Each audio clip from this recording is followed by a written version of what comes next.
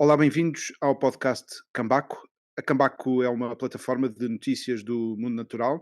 Falamos aqui de conservação da biodiversidade e do desenvolvimento sustentável, focado em Moçambique, com um olhar para a África, para a lusofonia e para o mundo. Neste episódio teremos connosco um biólogo moçambicano que decidiu estudar a vida, mas que a vida levou também por um caminho de uma outra arte, dando voz e imagens que a todos toca, com o seu olhar sempre original. Além de biólogo, foi jornalista e é hoje um dos maiores escritores africanos, com mais de 30 livros em mais de 30 línguas do mundo inteiro. O único, abençonhado e grande contador de histórias, Mia Couto. Carimambo Mia, por aceitar este convite destes Obrigado. três cambacos, do Ricardo Costa Pereira, o Diogo Madecos Duarte e eu, Afonso Vaz Pinto, que nos juntamos assim nesta conversa. Miyakoto, escritor, mas também biólogo, porque é que decidiu estudar a vida? Eu não sei se eu cheguei a decidir, porque foi um conjunto de acidentes. Eu era suposto ser médico, eu queria ser psiquiatra. Felizmente para mim e para os doentes em geral, não foi esse o caminho. Eu acho que o que de repente me fez pensar que a única área do saber onde eu podia ser feliz era essa mais próxima da vida. E vou-lhe contar uma coisa pequenina, mas demora 2 minutos. Eu nasci na cidade da Beira e ali perto, nós íamos no fim de semana, ali perto fica o Parque da Gorongosa. E íamos lá como se fôssemos a visitar um jardim, pronto. O meu pai era apaixonado por isso. E lembro da primeira vez que fomos, eu teria talvez uns 7 anos, não me lembro exatamente, mas, chegamos ao fim da tarde e depois quando de manhã, quando aquela paisagem amanheceu, aquela extensão imensa, não é, hã, do do Vale do Urema se abriu perante mim. Eu, recordo-me de que eu fiquei de tal maneira fascinado que eu não sabia olhar aquilo, não sabia ver aquilo. E, e eu me sentia pequenino, mas ao mesmo tempo eu sentia que fazia parte dessa imensidão, quer dizer, eu não tinha medo dessa minha pequenez, não é? Então, lembro o meu pai que era ateu, ah, pôs a mão no meu ombro e disse: "Gostas?" E eu não sabia se o verbo gostar era suficiente para eu dizer aquilo que eu estava a viver. E ele, sendo ateu, disse assim: "Esta é a tua igreja". Então aquilo ficou marcado para mim. Eu não percebi o que é que ele dizia, naquela altura eu não percebi. Mais tarde, sim, eu percebi. Há aqui um sentimento religioso, no sentido de estar religado com esse mundo, não é, que os outros separaram. Eu acho que por acaso, nós não tínhamos planeado as perguntas, porque de facto tínhamos dito que ter o Mia como convidado seria provavelmente das poucas pessoas em que a conversa iria fluir tão facilmente e tão naturalmente. E eu tinha aqui magicado uma pergunta, mas acho que o Afonso, a pergunta que fez foi: porquê ser biólogo? E tu respondes e respondeste disto da maneira mais, ilustrativa, da maneira com magia. E eu acho que era essa talvez a minha pergunta, que é num mundo que tradicionalmente, este mundo da biologia, do mundo da conservação, que é tão que é tão associado e durante muito tempo associado a uma parte de rigor científico muito forte. Os Sim, ecossistemas funcionam assim, e cada espécie é muito, vamos dizer, não quer dizer quadrado, mas muito estruturado. sim, E vemos uma evolução disso. Portanto, a conservação hoje tem consciência, e muitos dos estudos, os próprios estudos mostram que a conservação tem que ter as pessoas no seu centro. E então, as pessoas, especialmente quando se fala no contexto de conservação em Moçambique, as pessoas são magia, e tu, através dos teus livros, tens isso tão bem descrito. E então, eu gostaria que tu nos pudesses dar um pouco de uma luz de como é que estes 2 mundos casam, como é que este mundo tradicionalmente científico, com um objetivo muito claro e muito tangível, se encontra, especialmente quando falamos de pessoas no seu centro e todos os conflito animal que Moçambique vem e tudo o que há por aqui fora, e a maneira como as pessoas que o vivem encontram respostas na magia para essa conservação. Como é que estes 2 mundos se casam, e sequer será que isto devia ser o caminho que Moçambique tem que seguir? é uma boa pergunta. Eu primeiro quero dizer que eu fui espreitar a vossa página, a Cambaco, e fiquei muito feliz por ver esse modo mais aberto, mais esperançoso, essa plataforma de junção, de diálogo entre diferentes aproximações, não é, abordagens. Hum, eu acho que a coisa não tem a ver com 2 mundos, na verdade, ah, o que tem que ser interrogado para mim é muito claro, basta andar por Moçambique e perguntar às pessoas como é que dizem a palavra natureza nas suas línguas indígenas. E quase nunca existe uma palavra para dizer natureza. Existe um equivalente que não é o mesmo. Isso não é uma falha, não há aqui uma minoridade. Há um outro modo de ver o mundo que não separou mundos. Então, não é uma questão de magia, há um outro saber. As pessoas entendem a coisa de uma maneira muito mais integrada, não é? Muito mais única. E o que acontece é que daí para a frente, tudo aquilo que a gente depois pensar como assunto que pertence à ciência ou não pertence à ciência, que pertence à maneira como a gente representa o mundo e nomeia o mundo, por exemplo, a palavra conservação será mais certa. A gente quer, ou nós queremos que isso faça parte junto com, ah, sei lá, para mim, chamar engenheiro ambiental, assumir que o ambiente pode ser tratado como uma engenharia, o ambiente não é um mecanismo. Com todo o respeito, eu tenho uma inveja enorme dos engenheiros, não é?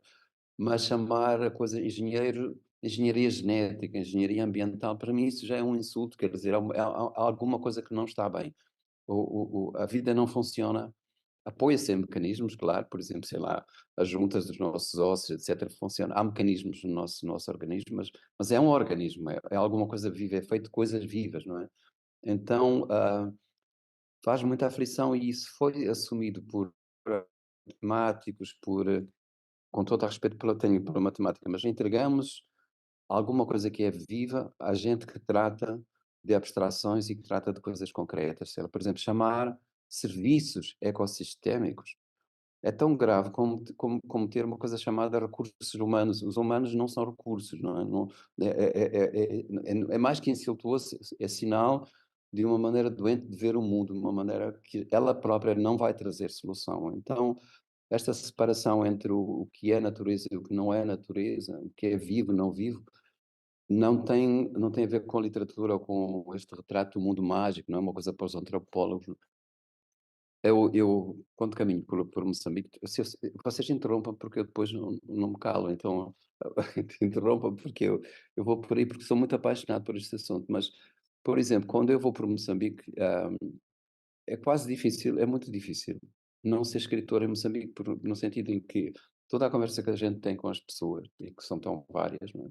Claro, na cidade é diferente, mas nas zonas rurais, sobretudo, onde vive a maior parte das pessoas, um rio, uma árvore, uma montanha, não são coisas, não têm que ser estudados por hidrologistas. Sim, têm que ser estudados por hidrologistas, sim, mas não só. Há ali qualquer coisa que falha, há ali qualquer coisa que não corresponde só aos geólogos, não é? E mesmo do ponto de vista meu como científico, como cientista, aliás, na verdade, o solo não é composto só de partes inorgânicas, não é? O solo é vivo, não é? O rio é vivo. Então, o que significa que tem uma voz. Que quando alguém diz, eu hoje fui à árvore de noite, pode parecer uma coisa poética, pode ser uma coisa do domínio do mágico, não é, do mundo mágico. Mas eu já olho isso com um bocadinho mais de respeito, porque na verdade eu não sei, pelo menos isso tem a grande vantagem de redefinir fronteiras que para nós estão seguras. Nós precisamos de criar uma ordem no mundo e nessa ordem nós somos os administradores, não é? Foram os deuses monoteístas que disseram, vocês estão colocados na Terra para gerir esta coisa. E tal e qual como estragamos, nós pensamos que estragamos e estragamos muito, sim. O mesmo discurso agora ambientalista, não é, de salvação do mundo, não é? Coloca outra vez a espécie humana como o salvador, não é? Agora vamos ser construtores positivos, não é? E na verdade isso deixa de lado a importância de estudar sem medo coisas de que nós não temos controle. O clima é um bom exemplo. Nós somos realmente causadores de grandes distribuições climáticas, grandes perturbações climáticas, perdão, mas é preciso discutir sem medo de ser acusado de negacionista, que há outros fatores que a gente não conhece. provavelmente são tão importantes como aqueles que a gente conhece. Já agora eu aproveito a deixa para lhe fazer uma pergunta que tem a ver com uma realidade bem moçambicana. Eu vou lembrar, já agora, Moçambique tem 20 ou 25% do seu território, mar, mato, reservado para a conservação, para a Sim. preservação. Essa que ainda vamos, se calhar, pedir ao Miyakoto uma palavra que possa substituir ou ir substituindo esta. Isto também vai entrando, não é? Estes conceitos levam tempo a passar, mas tem, de facto, áreas de conservação, parques nacionais, parques comunitários, etc. Mas depois, muitas vezes, são os tais engenheiros ambientais que vêm com régua e esquadro para uma realidade que é múltipla e que é muito rica. E lembro uma obra do Harry West, juntamente com o Marcos Agostinho Manduga, que é o Cupilicula, o poder e o invisível a moeda, e que fala dos leões inventados, ou criados, ou fabricados, e os leões naturais, e toda esta realidade, que é uma realidade, se alguém acredita, se é um universo, devemos contar com ele.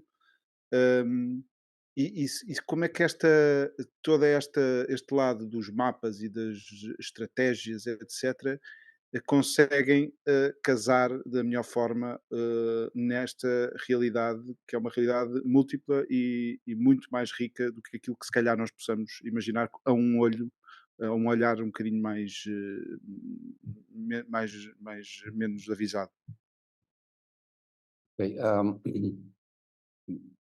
eu quero dizer primeiro que não se trata de conseguir uma palavra melhor para a conservação. Eu acho que hum, nós estamos a perceber, por exemplo, este domínio do politicamente correto, de tentar purificar a linguagem, mas isso não resolve. É importante repensar algumas palavras que temos como uso comum, mas não é essa a solução. Essa é a solução do vestuário só, não é? Do exterior. Mas o que interessa é o que está por baixo, não é? O que está por que mais fundo. Esse, esse livro, não, para acabar a questão da conservação, eu acho que o que interessa é perceber que é uma boa, o que é que se tem que fazer nesses lugares onde existe uma riqueza de biodiversidade no sentido total, não é? Animal, vegetal, humano, cultural, etc. Como é que se tem que fazer uma boa gestão? E a palavra gestão também já tenho medo dela, porque normalmente a gestão é entrega a pessoas especializadas que foram tirar um curso de administração e gestão de recursos, não é? Ahm, mas é uma boa gestão no sentido de colocar em harmonia, não é? E esta é uma coisa que eu acho que a África tem que ter alguma mais, digamos, confiança e vaidade mesmo naquilo que são os seus saberes.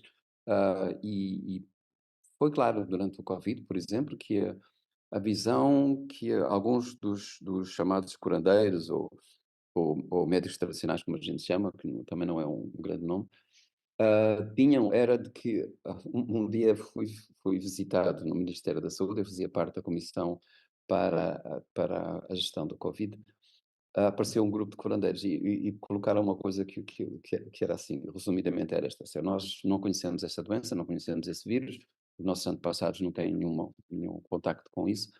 Quando vocês são cientistas, quando aprenderem a linguagem, o idioma do vírus, ensinem-nos que a gente quer falar com o vírus. Então, aqui está uma coisa que parece ingênua, parece uma coisa um pouco naif, não é? Que seria um assunto para os etnógrafos ou para os antropólogos, não é? É que há aqui uma visão de que a doença é resultado de um desequilíbrio e, portanto, é preciso colocar em conversa, em diálogo, isso que são coisas que são do domínio do invisível para nós. E, na verdade, porque é que nos libertamos do Covid? Foi por causa da ciência, sem dúvida nenhuma, quer dizer, a vacina, as boas medidas, mas deixamos de parte uma coisa que foi fundamental. Talvez foi esse que tenha sido a solução total. O vírus falou, como disseram aqui, conversou com os nossos genes e encontraram-se ali mutações que permitiram um ajustamento menos agressivo entre as duas espécies, não é? Então, esta é que foi a grande solução. O vírus hoje é menos agressivo e essa é a grande razão de podermos conviver. Então, toda esta assunto que o Harry West depois traz no livro, que é um livro fantástico, e eu vivi na carne nesse livro, porque estive em Palma e durante o período que estive lá, houve leões que assaltaram a aldeia. A Palma era uma aldeia, não tinha sequer onde se ficar. Fiquei numa tenda Conta e essa história na Confissão da Leoa, não é? então, Um dos seus livros. então, só para lhe dizer, na verdade, eu percebi que havia ali dimensões de coisas que eu não sabia. Quando chegaram os caçadores, tivemos que contratar caçadores para matar aqueles leões. E quando chegaram, um dos caçadores ah, quis que eu o acompanhasse. Eu não sou muito da caça, tenho esta ideia um bocadinho. Aquilo para mim é uma coisa que não funciona, mas percebo que isso é uma coisa atávica, está dentro de nós. Nós somos, durante centenas de milhares de anos, fomos caçadores. Essa cultura está profundamente imbuída dentro de nós. E não começamos aqui com os gregos e com os egípcios, não é? Nós começamos muito mais atrás. Não é? E o caçador disse uma coisa fantástica. Enquanto ele estava a ler o mundo que eu não sabia ler, as pegadas, etc., eu, eu percebi que ele tinha que raciocinar e tinha que pensar e sentir da maneira que o leão sentia. E ele se ia convertendo num leão ao mesmo tempo. Quer dizer, ele ia migrando, não é? Havia ali uma mobilidade e ele deixava de ser pessoa para ser leão. E ele disse mesmo: agora eu posso matar o leão, eu já sou um leão, já olho para ti de outra maneira. Eu fiquei com medo. Mas isso é verdade. E essa operação de mobilidade ontológica, não é? Que a gente pode ser um outro, é fundamental para perceber que e não temos que ter medo, é uma coisa que a África também pode dar, para fechar este meu ciclo, para não me alongar muito, que a África, os africanos hum, têm esta noção de um tempo circular e não há aqui um final, o apocalipse final e o juízo final, em que de repente há lá um grande Deus e a gente vai lá prestar contas, etc. Isso é uma coisa que, na maior parte dos africanos, não são todos que pensam assim, mas nestas filosofias mais antigas da África não existe princípio nem fim, sempre existiu, não é? Aqui uma ideia, e os mortos estão aqui, estão vivos, não vão para um lugar especial. E isso, essa ausência de medo, é fundamental assumir, mesmo que a gente não seja africano, mesmo que a gente não partilhe dessa filosofia de fundo, mas é preciso perder o medo, porque eu acho que somos muito conduzidos hoje por uma mensagem apocalíptica. O mundo vai acabar, a natureza está em ruínas, o clima está aí desmoronando, etc. E ninguém vai conseguir mobilizar os jovens, a não ser que se crie uma ideia de esperança, que há saídas e que essas saídas são possíveis. Mia, vou que há bocado vou pegar aqui no título, no tema do homem caçador. Nós vemos, tanto, já aqui dois, claramente, há vários tipos de caça hoje em dia.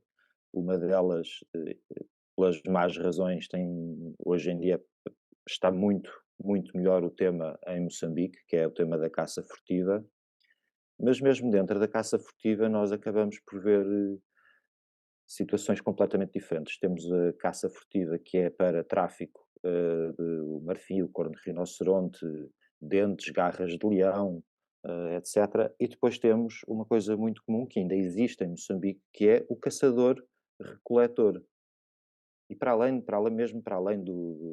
da caça, onde caçam antílopes com recurso a armadilhas e muitas vezes é para um mercado de carne, há o caçador que ainda hoje caça de arco e flecha. Sim, E quando essas pessoas acabam por trabalhar, seja em projetos de conservação, são incríveis, são trabalhadores incríveis ao serviço da conservação, que têm um entendimento, quer do mato, quer das espécies, que nós que crescemos num meio mais urbano, apesar de termos formação ou estudarmos, nunca vamos conseguir ter aquele tipo de entendimento. Um, e aqui voltamos àquilo que estávamos a falar há bocado, que é um, onde é que eu agora perdi-me aqui um estava a falar bocadinho, mas dos diferentes tipos de caça e da maneira como não, mas é a forma como nós olhamos para a conservação e a diversidade cultural, não é? Há ali uma ligação constante com a natureza que faz com que aquela comunidade. acho que o seu ponto é muito bom. Eu acho que o que é preciso, provavelmente, quer dizer, são várias coisas. Eu odeio que diga assim, que eu me ponho nesta coisa de ser o conselheiro ou qualquer coisa assim. Eu tenho mais dúvidas que certezas, mas provavelmente ajudar a sobrevivência imediata daquelas pessoas que vivem nas margens dos parques e das reservas é fundamental, mas não com ajuda, não como alguma coisa que se dá, mas como uma coisa que se constrói em conjunto. Por exemplo, a criação deste rato de cana, que é comum em todo o país. O rato de cana, no sul é chamado vondo. ahm, Você, se tivesse passado nestas estradas que vai de Maputo para a África do Sul, há uns 10, 15 anos atrás, via constantemente gente a vender na margem da estrada, a vender este mamífero. Já não há. Ele extinguiu-se, não é? Ahm, mas a coisa é esta, pode-se produzir vondo. Você se vai à Nigéria, há gente que produz este animal e é fácil, pode-se produzir nos quintais, não é preciso trazer um grande cientista para fazer um grande projeto. Então, por que é que nós não fazemos isso? Por que é que não fazemos com pequenos animais domésticos, de maneira que as pessoas não fiquem dependentes de ir buscar carne, o inhama lá dentro do parque, não é? Por que é que nós não criamos sustentabilidade para as pessoas, mas criando pequenos negócios por via daquilo que é ah, alguma coisa mais digna do que simplesmente distribuir o dinheiro que é gerado dentro, não é? Então, acho que a solução passa por aí, porque é uma solução mais sustentável, mais digna para as pessoas, não é? E que resolve o problema de fundo, não é? Porque aí você tem razão, Diogo. É assim, é como o pobre que corre na cidade é porque roubou alguma coisa, o rico está a fazer desporto, não é? E o fulano que faz caça, se for um rico, se for um tipo europeu, ele chega lá, está a fazer o turismo, e o outro está a fazer um crime, não é? Então, está a cometer um crime. Então, acho que essa é a questão de fundo, tem de ser encarada assim. Herdamos muito aquilo que são os pressupostos antigos, não é? E marcados por uma filosofia que não queremos. Há um bocado falava dos recursos humanos, eu pensei logo em recursos naturais e de facto que estas palavras entram muito diferente das palavras que nós estamos habituados a ouvir dos moçambicanos e que são aqueles que são os maiores guardiões e os maiores aliados destas estratégias todas, cheias de palavras que nem sequer são africanas. Neste momento, Moçambique está a viver uma fase na área da conservação muito rica. É impressionante, desde a Gorongosa até aos projetos da Peace Parks Foundation, tanto no Zinave, Banhine, Limpopo e no Parque Nacional de Maputo, foi há pouco tempo reclassificado como Parque Nacional. Temos o Gilé, temos Chimanimani, e eu teria aqui uma lista infindável de riquezas que Moçambique tem. Tem outras riquezas naturais noutras áreas que levam a outras indústrias e a outras questões, mas nesta área, que é depois muito alimentada pelo turismo, hum, existe, qual é a sua fotografia? O que é que já conhece estas áreas todas? Como é que vê que se pode aproveitar de facto esta riqueza que é de Moçambique e com a qual Moçambique ainda agora, nós estamos a escrever essa notícia para a Cambaco, vai ser proposta por um conjunto de 20 e tal cientistas, no qual se inclui o Julian Bayliss, que descobriu aquele Monte Mabu, diz ele que descobriu, não é? Para a ciência, pelo menos. Imagino que quem vivia ali conhecia muito bem a riqueza daquele território, mas vão propor ali um tipo de área diferente, que é um arquipélago dos Iselbergs, ali da Zambésia e do Malawi. E, portanto, aqui está a fervilhar este novo olhar, se calhar, para uma realidade que já existia. Como é que vê este futuro e também aqui uma geração de esperança de moçambicanos que estão a dar cartas na investigação? Como é que vê esta É, nova sim, vaga? eu vejo com muito orgulho, com uma grande esperança. Acho que o facto de Moçambique ter esta grande percentagem do território destinada à conservação, a áreas de conservação, é uma conquista. Mas é preciso ter cuidado porque nem sempre ela é definitiva. Ainda eu lembro-me de alguns anos atrás, uma governadora de Sofala a fazer uma espécie de campanha política tentando angariar simpatia junto ali da gente de Moãs, etc., para ah, avançar com umas chambas sobre o território, sobre os limites da Gorongosa, etc. Portanto, há, eu não sei se todos estes territórios estão a ser bem geridos, no sentido de criarem a riqueza e a relação certa com as comunidades.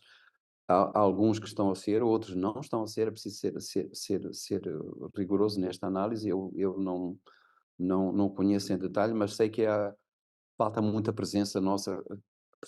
Nossa, já estou a pôr-me do lado da chamada conservação, mas falta ali gestão ah, realmente efetiva de alguns desses territórios. Por outro lado, o que eu acho é que esses territórios nasceram muito naquela velha ideia da conservação defensiva, não é? Uma coisa de estabelecer ali o limite e tentar empurrar pessoas para um lado e animais e vegetação para o outro.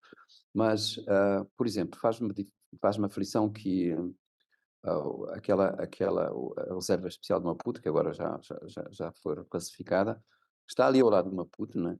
Aquela zona é uma zona muito, muito pobre, muito despovoada. Eu conheço aquela região desde há 40 anos. Ali era impressionante, havia quase nenhuma estrada, as pessoas quase não falavam português. Hum, Aquilo foi muito esquecido, mesmo estando ali perto de Maputo. E as pessoas sobreviveram durante anos fazendo comércio de uma planta que chama, agora só me lembro do nome científico, o Arburga salutaris. É uma planta medicinal que as pessoas cortavam e vendiam na África Sul. Para muitas das famílias, este era o rendimento fundamental. Era esse tráfico dessa espécie. Eu sei que na África Sul, a SAP, esta grande empresa que faz plantio de árvores, não é, por razões comerciais, não é, apoiou um projeto de produção desta planta, porque lá também entrou em extensão. Falei nisto às pessoas ligadas à área do ambiente e da conservação em Moçambique. A ideia pareceu uma coisa quase lunar, uma coisa estranhíssima. Disse: Olha, mas eu não quero que haja risco nenhum. Vocês visitem a experiência que foi feita lá e vocês assim estão a apoiar um negócio que não é inventado, não é daquelas coisas que alguém traça um projeto desenhado nas cidades de Maputo ou às vezes fora de Maputo. Há razões históricas para perceber que esta é uma ideia que pode funcionar. Ninguém se interessou. Eu acho que se não está dentro daquele quadro já formatado, não é? O que é preciso fazer com o plano de maneio, o plano de finanças, não sei o quê, não existe nenhuma vontade. Também vendi esta ideia de propagar, popularizar a ação do vondo, deste bicho, deste rato, também não pegou. Então acho que é preciso abrir um pouco a cabeça das pessoas para experimentarem coisas novas, não é? Então essa gestão não pode ser fundada simplesmente naquilo que são as regras do Banco Mundial ou do Fundo Monetário Internacional, ou seja, ou do WWF ou qualquer coisa assim. Tu estavas a falar e eu acho que é isso. Falaste de uma questão-chave, que é a educação. E, e, e eu pelo meu lugar onde eu me sinto confortável a ser energia, há sempre esta coisa de supply e demand, quem põe e quem tira. E a pensarmos aqui na conservação e em todo este diálogo, planos de maneio, por aí, e falamos, é sempre do lado do supply, é sempre, temos que fornecer e isto tem que ficar e por aí fora.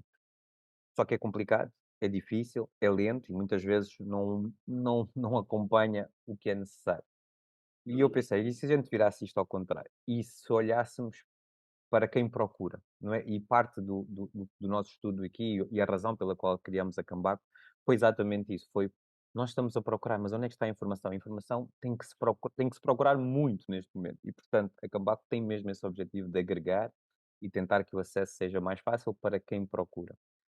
Mas quem procura e quem tem que se interessar e quem vai levar isto à frente é a geração mais jovem, a geração que está agora a aparecer e num mundo global em que tudo é rápido e imediato e a informação assim vem, e que eu atrevo-me a dizer perdeu, ou pelo menos não sei se perdeu, mas nós estamos aqui a falar, não somos nós que fazemos a conservação está do outro lado e, portanto, quem procura tem que estar no centro disto. E então a minha pergunta é como é que numa geração e num mundo que está a evoluir tão rapidamente, um tópico como a importância de se conservar, a importância de voltar, é quase irónico, não é? Porque o mundo vai se expandindo globalmente e é tudo uma velocidade e nós estamos a dizer, nós temos que voltar para o início, temos que voltar para de onde tudo isto origina, para as pessoas que o vivem todos os dias, elas é que sabem o que é conservação.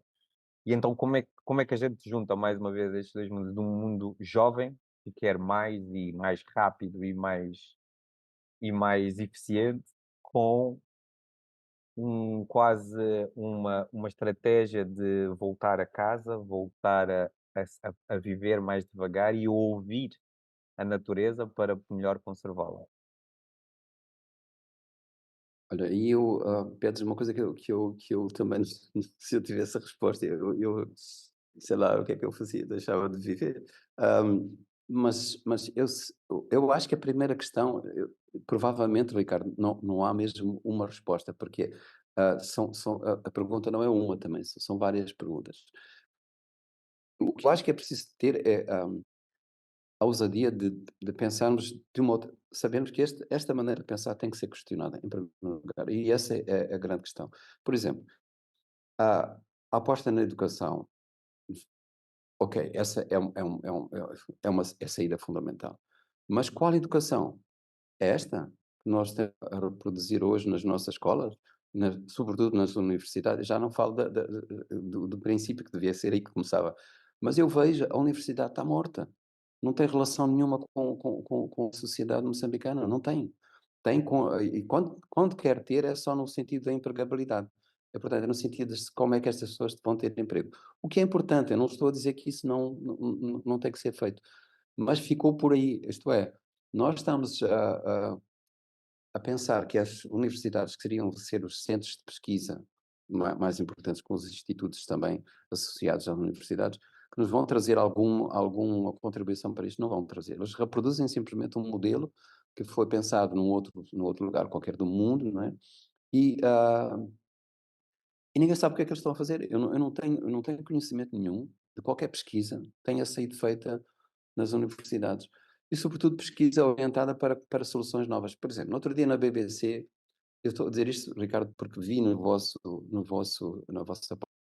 coisas que para mim são bonitas, que é assim, olha, há pesquisa feita sobre isto, há novas soluções, a tecnologia pode servir para isto. Então, os tipos na Austrália pensaram desta maneira. Os corais reproduzem-se numa noite, há uma noite com uma certa luz, até uma coisa muito poética, o mar muda de cor, porque de repente estão ali milhões de espermatozoides, óvulos, navegando ao acaso, e desses milhões, perdem-se outros milhões.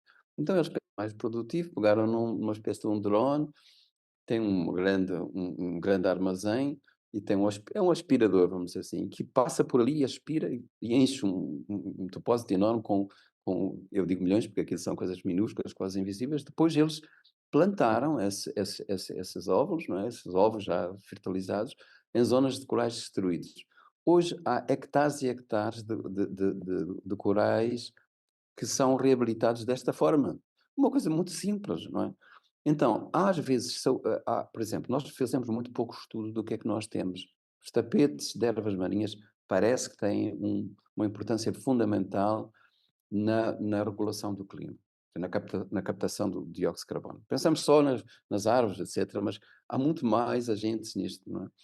Muito Então, mais eficientes do que as árvores, exatamente, e as as árvores algas. eram as algas, quer dizer, o papel em geral do mar e sobretudo dos ecossistemas que estão É. próximos à costa, os corais, as algas, as ervas marinhas, etc., os mangás, ah, porque é que nós não fazemos mais pesquisa, pesquisa inovadora, assim, com uma certa com marca nossa, seja pensado por nós Porquê? Porque nós não pensamos que a ciência já não é uma coisa que os outros nos vão dar. Ver-nos como produtores de pensamento e produtores de saber é uma coisa que está fora da nossa. Quer dizer, nós somos profundamente colonizados nessa área. Não é? Então acho que eu não respondi a nada do que tu disseste, no fundo, mas, mas questionei do mesmo modo que tu estavas a questionar, eu estou Não, junto é isso. contigo. E eu acho que parte da beleza disto é não tem que haver uma resposta já imediata e é por aqui que vamos.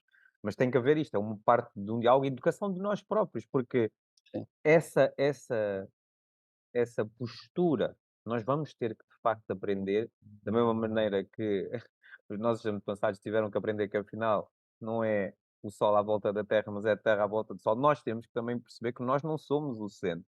Mas é difícil, não é? Porque, de facto, como espécie, pusemos-nos sempre no centro e na causa e no coisa tudo. E ter essa capacidade de poder step down, de poder step out e dizer, não, eu afinal só sou parte de um sim, puzzle sim, muito sim. maior. E às vezes esta doença contamina também aqueles que deveriam questionar as coisas. Muitas vezes associações e organizações ambientais, etc., têm uma intervenção como se fossem donos da verdade. Quer dizer, como se para eles não havia dúvida. Não há dúvida. Há os maus e os bons, o mundo é muito simples. Os puros e os impuros, eles, claro, estão do lado da verdade e da pureza, não é? E vejo às vezes questionarem coisas que põem em causa aquilo que é a diversidade como estamos a ver nesta conversa. Sei lá, o que é que, do ponto de vista do interesse nacional, dos interesses moçambicanos, tem que também ser posto em cima da mesa. Quando alguém aparece a ser inimigo absoluto de uma nova barragem em Moçambique, sem perceber, sem sequer dar espaços, olha, vamos ver que impactos isso tem, positivos, negativos, que são possíveis de mitigar, não de mitigar, e a ausência dessa barragem, que tipo de consequências traz para nós, com a percepção de que a miséria é um problema ambiental, talvez seja o maior problema ambiental que a gente tem, não mora lá onde estão os bichos e as plantas, mora onde estão as pessoas, na relação que as pessoas depois têm que ter desesperada para sobreviverem, não é? Oh, Mia, vou pegar nisto que acabou de dizer e estava aqui uma das coisas que eu gosto de defender e foi uma coisa que eu aprendi em Moçambique. É, os principais, quem é que beneficia da conservação? Os maiores beneficiários da conservação têm que ser as populações locais. Não é? Porque enquanto a conservação for vista como um conflito, é um poço sem fundo de dinheiro, que nunca vai funcionar se não tivermos o apoio de quem vive na zona de conservação. E isto aplica-se em Moçambique ou em qualquer outra zona do mundo. E eu lembro-me assim de relatos por exemplo, no Niassa, eles começaram, nos carnívoros do Niassa, eles começaram a levar as crianças das escolas ali da reserva do Niassa a fazer os safaris. Eh, e houve uma rapariga que disse, não disse nestas palavras, mas explicou que era a primeira vez que estava a olhar para um elefante sem ser numa situação de conflito. Sim, sim. Agora, como é que eu acho que Moçambique nesse aspecto em alguns campos está a ser pioneiro e há todo um modelo de conservação que está a mudar. O paradigma da conservação nesse aspecto em Moçambique está a mudar. E apesar de ter sido muito criticado alguns projetos de conservação que começaram a abordar a conservação desta maneira, acabaram por ser muito criticados porque não servia o interesse do turismo a curto prazo, não é? Ia ser um processo muito mais moroso.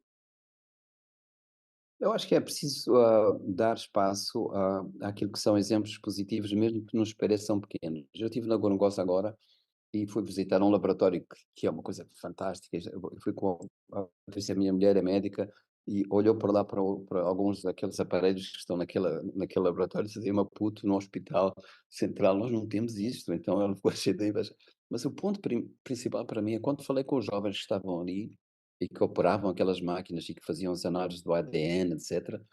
Um, Perguntando onde é que tu vens, ela vinha da aldeia, a menina principal, digamos a mais formada, vinha da aldeia dali do lado. Ahm, E estas coisas nós não sabemos, quer dizer, este tipo de vitórias, como é que um parque bem gerido pode trazer este tipo de coisas? Ahm, Isto tem que ser notícia de primeira página, quer dizer, num mundo em que só, a primeira página só vem as desgraças, não é? Só vendemos desgraça. Estas conquistas têm que ser, têm que ser, digamos, noticiadas e propagadas, etc. Outra coisa que a gente também tem que questionar é a maneira como fazemos, num país em que não há palavra para dizer meio ambiente, nós temos um ministério chamado do ambiente.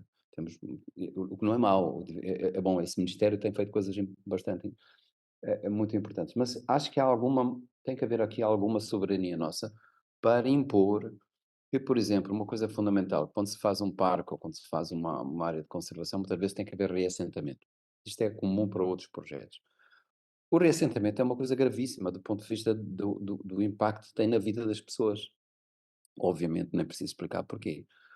Mas há aqui uma forma absolutamente paternalista que trata os indígenas da mesma maneira que tratava o governo colonial, que é, nós não podemos dar dinheiro às pessoas, não se pode dar dinheiro, porque as pessoas vão logo gastar, etc. Então não dou, como se a pessoa fosse menor, como se aquelas famílias fossem incapazes de tomar decisões, e portanto só damos em casas, e essas casas com modelos que são desenhados por arquitetos que podem ser moçambicanos, mas que pensam o mundo e o espaço e as necessidades diárias das pessoas de uma outra maneira. Se você vai visitar as áreas onde as pessoas foram reassentadas, aquelas casas estão mortas, ou foram vendidas a alguém, ou etc. Não é? Então, a simples facto de dizer que não se pode, é como eu dizer, não posso pagar ao meu empregado porque ele vai gastar o dinheiro todo logo no dia seguinte. Eu não tenho esse direito, não posso. Ah, eu tenho a obrigação de pagar e acabou. E esta outra pessoa é uma pessoa e, portanto, tem que ter o direito de saber como vai gastar. Então, está a ver, há toda esta ideia de que compete ao Estado coisas que ele não pode desempenhar. Não sei porque vou Eh, entrar e- sobre esse adiantamento, mas é um facto fundamental, digamos assim, a perturbação maior de um projeto da criação da área de conservação é retirar as pessoas do sítio onde estão. Tem sido feito com cuidado, é verdade, e demora às vezes anos, como aconteceu no Parque do Limpopo, não é? E quando foi integrado, estávamos a falar, ainda há bocadinho estávamos a falar com o Afonso, mas, mas é mal feito quase sempre. Não é? Eu conheço poucos casos que tenham tido realmente êxito no sentido de que as pessoas que foram desalojadas encontraram uma vida tão boa ou melhor no outro lado para onde foram. como é que o MIA, já estamos aqui a caminhar para o fim desta conversa, o tempo está a voar, já começámos logo pela sua mão a entrar até no seu universo, não é? Que é o universo de todos nós, mas que tem o seu olhar que é de facto muito original. Como é que vê o futuro? Há pouco falava da educação. Que áreas é que acha que Moçambique, que opções é que a sociedade moçambicana como um todo deve tomar agora que existe este potencial, e existe esta oportunidade, no fundo, para a sociedade como um todo? Qual é que acha que devem ser assim as opções maiores? E já agora, se vê casos inspiradores, já falou aí da Gorongosa, do laboratório da Gorongosa, que de facto tem feito um trabalho único. Hum, que outros exemplos é que vê aqui a aparecerem? Olha, eu vou lhe falar de um caso que não está ainda instalado, tem processo de instalação, mas é público, por isso eu posso falar. Há uma ideia de criar uma nova reserva no distrito de Palma, uma área de conservação, que agregue, digamos assim, os interesses que são os interesses de desenvolvimento, portanto seria uma área de proteção ambiental que permite essa combinação de coisas, de áreas de gestão comunitária, áreas de santuário, áreas com diferentes categorias. E isso vai ocupar quase todo o distrito de Palma, que é um distrito que foi gravemente atingido por esta instabilidade recente. E, portanto, acho que há uma maneira de olhar hoje que mostra que esta governação percebe que há ali vantagens várias, não é, diferentes. Não é só uma coisa de conservação, é uma coisa que pode resolver vários problemas ao mesmo tempo. Então, acho que esse olhar, eu não sei se eu vejo o futuro, não sei se alguém pode ver o futuro, mas a gente quer que o futuro nos veja a nós, pelo menos, não é? Pelo menos que a gente seja visto por ele, mas provavelmente haverá futuros diferentes e mesmo para o caso de Moçambique há futuros diferentes, hum, e o que me parece que pode ser uma solução é que eu estive num debate agora em que havia vários jovens e perguntava-se como é quem acha, que tipo de pessoa acha que deve ser o novo presidente da República. E, e era uma coisa que para mim deixou muito triste, porque muitos jovens diziam que deve ser uma pessoa rica, porque assim vai roubar menos, que já tem. Como se os ricos tivessem um limite, não é? E não quisessem nunca ser mais ricos. E não, mas toda a lógica é contaminada, não é? Digamos assim. Portanto, até que um jovem disse, não, eu acho que, porque é que não uma pessoa boa? Parece uma coisa muito vaga, não é? Mas porque é que não é uma pessoa boa? Uma pessoa preocupada com os outros, não é? E que põe os outros acima de si mesmo. Eu, quando me juntei à Frelimo, foi logo no princípio, na independência, o que me fez juntar não foram só razões políticas, foram uma razão ética, que a Frelimo guiava-se para uma coisa que nessa altura era verdade, que era o militante da Frelimo deve ser o primeiro no sacrifício e o último nos benefícios. Quando começou a Guerra Civil, eu era sou privilegiado, eu sou privilegiado porque venho de uma sociedade em que ter a minha raça era já um privilégio, eu já tinha porta aberta, não é? Ahm, mas nos primeiros anos da Guerra Civil, eu estava ali na fila, juntamente com as pessoas mais pobres, à espera que a loja abrisse e distribuísse, não sabíamos nada sequer. Então, isto durante meses e anos, tive 2 filhos em que essa situação foi assim. Isto criava uma ética, uma moralidade de que, bom, vamos sofrendo da mesma maneira. E criou, acho que Moçambique cresceu também por causa dessa raiz da partilha de tudo, não é só dos bons momentos. Vou aqui a falar uma coisa que é mais política que outra, mas eu acho que outra coisa, mas acho que haver uma governação que se apresente honesta, digamos, e interessada em Moçambique em primeiro lugar, naquilo que é a nação moçambicana, pode resolver tudo o resto, porque se você tiver todas as ideias do mundo e todos os pequenos projetos que tiver, e se não mudar a esse nível, de conceber uma governação que seja altruísta, que seja a favor de Moçambique, eu duvido que Moçambique possa ter futuro mesmo, porque senão é sempre estamos a funcionar por pequenos detalhes, por pequenos debates, áreas em que sobrevive alguma esperança, e isso não é suficiente agora.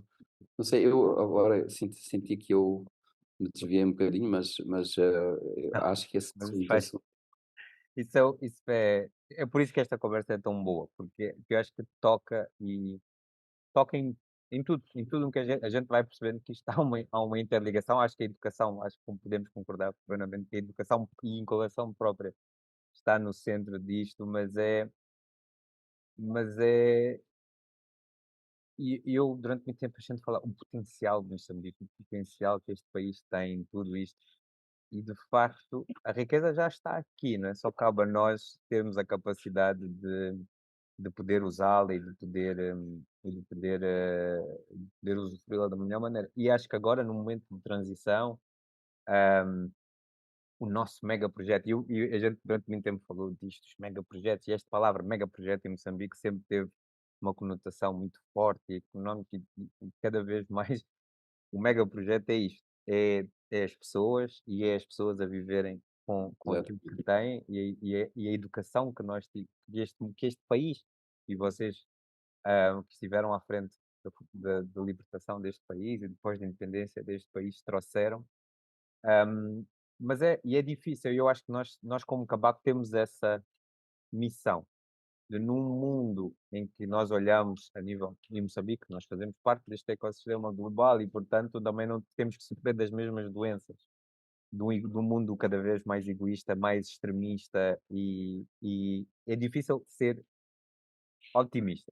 E é fácil ser pessimista e dizer que está tudo mal e que está tudo vai mudar, mas eu acho que em Moçambique todo este contexto permitiu-nos ainda estar ali numa certa ilha, em que há muita coisa que não funciona, mas ainda há espaço para fazer funcionar.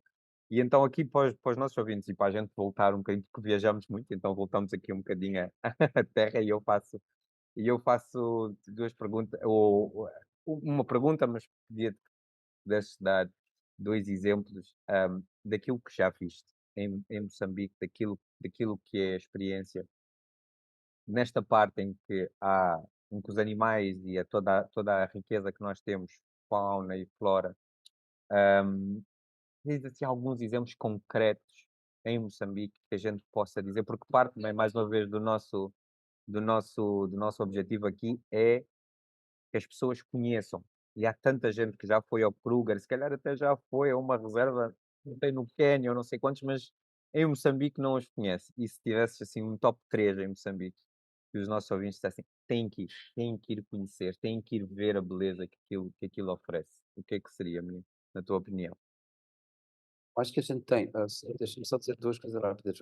O pessimismo é um luxo dos ricos, a gente não pode ser. Pronto, isso é por outro lado, o trabalho que vocês fazem de comeback, eu vi, tem uma orientação, para mim é uma grande esperança, mas é preciso sair dessa pequena bolha que eu vivo, não é? É preciso sair a comeback, digamos, contamina o resto, e os grandes streamers, os grandes meios de comunicação, vocês coloquem essas notícias que trazem esperança, que trazem bons exemplos, seja dentro, seja fora. Eu acho que nós temos ali um tesouro que temos que explorar melhor. Haver uma área de conservação a 30 quilómetros da cidade de Maputo, com uma boa estrada, com a possibilidade combinada, como eles chamam Beach and Beach, praia e animais, não é? E selva, é uma coisa que tem que ser. Temos que perceber que aquilo é uma raridade do mundo.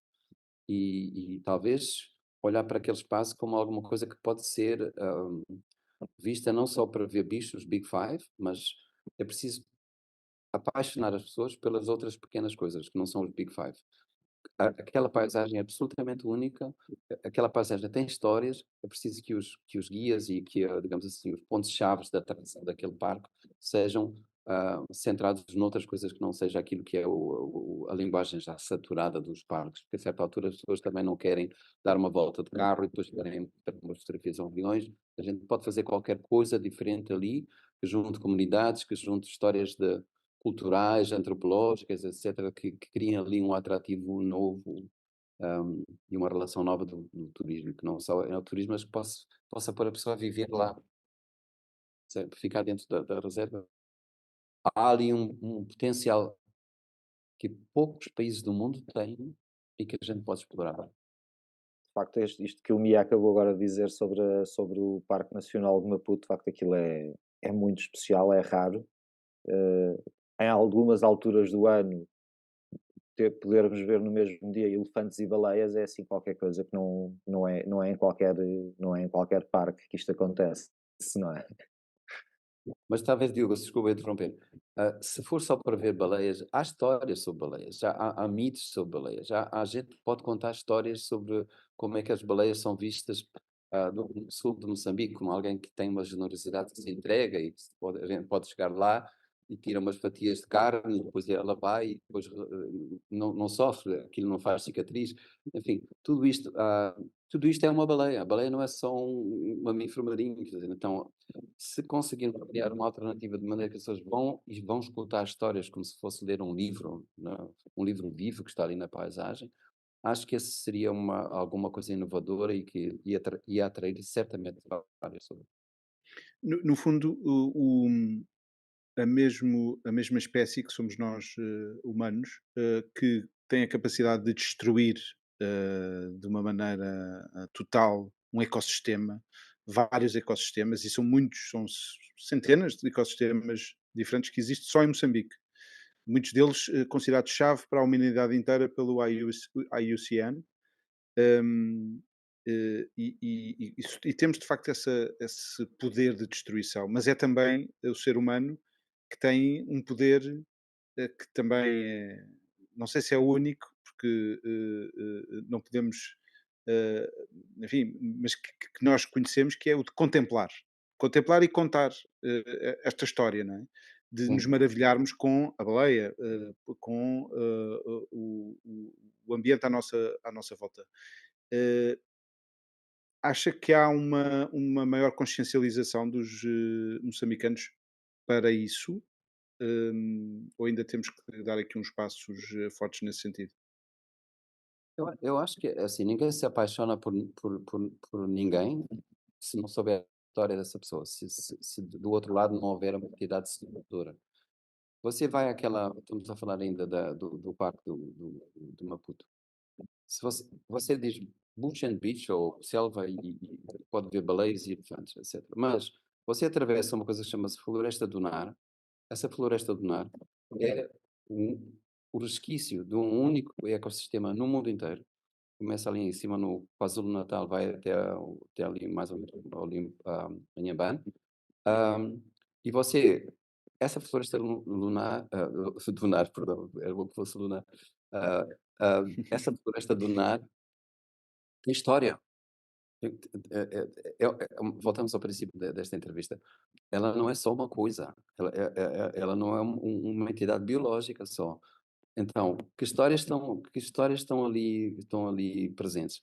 De que maneira as pessoas podem contar a história, em vez de contarem só, mostrar um elefante e dizer quanto é que o elefante vive no ano quanta dentição tem, que é o que fazem os guias turísticos nos parques de todo o mundo. Porque é que não se põe as pessoas a contarem histórias? É como você ir lá assistir a alguma coisa que está viva, pode conversar com essa floresta. Então, o que eu quero dizer é, ahm, os moçambicanos não têm que conhecer ecossistemas só, têm que os conhecer, mas têm que os conhecer da maneira que têm que conhecer, por exemplo, os heróis moçambicanos da luta de libertação nacional. Já morreram 20 vezes e vão morrer todo o tempo, porque estão emparadados em nomes de praças e de ruas. Ninguém sabe quem é aquela pessoa. Ninguém sabe quem é o Paulo Samuel Concomba, o Filipe Magaia. Não existe, num país que tem 60% da sua população com menos de 15 anos, as pessoas já não sabem o que é que foi a Guerra Civil sequer. E, portanto, ou você transforma essas entidades em figuras vivas, e o Paulo Samuel Concomba, estou a dizer o nome de um herói que está lá numa praça e numa rua, tem uma história. E tem uma história que seduz, não é uma coisa só de foi um herói da luta de libertação nacional, porque isso foram todos. Mas eu ainda me lembro de figuras, e vocês todos se lembram, de figuras da história que aprenderam da escola primária. Eu aprendi as figuras coloniais, eu estudei no regime colonial. Ainda me lembro delas. E lembro-me delas porquê? Não é porque tenho boa memória, porque essas histórias do Dão Flores, do Opinho, não sei o quê, do fulano que estava no abismo e apareceu uma santa, essas histórias seduziram. Eu fiquei apaixonado por aquilo. Então, acho que se pode fazer esse exercício em toda a educação moçambicana, perceber que só se aprende aquilo que nos liga emocionalmente, né? Que temos uma ligação a um nível de fantástico. Então, eu sugeriria que a gente repensasse não só a educação, mas também a maneira como conduzimos o turismo dentro de uma área de conservação. E por acaso nós damos eco a uma história dessas, no fundo os novos heróis, não é? A Dambia Cossa que fez um trabalho fantástico que através de drones está a estudar os ecossistemas do Gongo. Isto foi uma história que vi várias pessoas a reagirem a esta história na Cambaco. Um, e até a darem-se conta que este ecossistema era tão importante para a espécie no Oceano Índico, ou seja, ali o Bazaruto é uma bolsa muito importante e é um ecossistema que chega à Baía de Maputo, já bastante mais enfraquecida por causa da cidade. Mas depois também o Bartolomeu Soto, que agora está na Peace Parks Foundation, existem estes que vão interpretando a história. Esperamos nós aqui, através da Cambaco, também dar eco a essas histórias, são inspiradoras. Mia, existe assim, tem assim algum animal totem, algum animal que goste particularmente, que quando contempla, mexe aí qualquer coisa dentro? Pois é, oh, E Afonso, força. desculpe. Não, não, eu estou a interrompê-lo. Eu sou muito apaixonado por estas coisas. Não é que eu gosto de falar muito, eu sou um pouco tímido, mas este assunto me. Repara, falou dos dugongs. O dugongo, se é visto só, se você apresenta isto a uma espécie, extensão, etc., você está a falar um discurso científico que não ultrapassa aquilo que eu estou a sugerir que seja. É preciso que Uhum. se conte histórias como é que o dugong foi, se calhar, originou a ideia das sereias, etc. Como é que é visto, como é que ele amamenta, quer dizer, como é que ela, como é que nós somos um pouco aquele animal, ele é nosso parente. Só por essa via você consegue criar um outro, porque mesmo para a visão, digamos assim, militar em Moçambique, o dugong é inhama, é comida. Então, se você não criar esta ligação de humanizar de alguma maneira esse outro, você não muda em grande coisa, porque no primeiro momento as pessoas vão olhar para aquilo e vem outra vez um pedaço de bife, ok? Ah, do mesmo modo, sempre, o Parque de Maputo, ele tem uma história. Porquê é que aquele parque tem tanta biodiversidade? Porque aquilo é tudo muito recente, toda aquela zona daquela costa resultou desta transgressão, depois a regressão do mar, há pouco tempo. É talvez das áreas da Terra mais recentes. E, portanto, ela está a nascer ainda. É como se estivesse viva, não é? Portanto, você tem que converter mesmo a paisagem em história. E para isso você tem que ter uma outra abordagem. Se você conseguir contar, fazer com que aquilo que parece simplesmente uma duna tenha uma história e não seja simplesmente tenha um nome de um habitat ou um ecossistema, isso não é nada.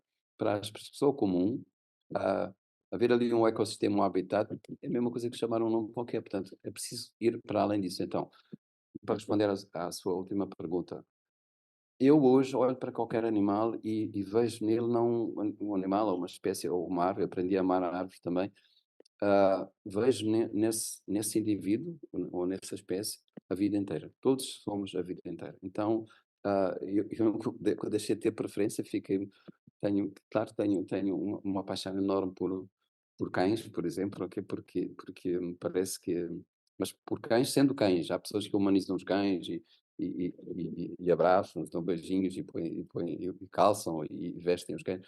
Isso não é amar o cão, isso é amar-se no cão, amar-se a si mesmo no cão.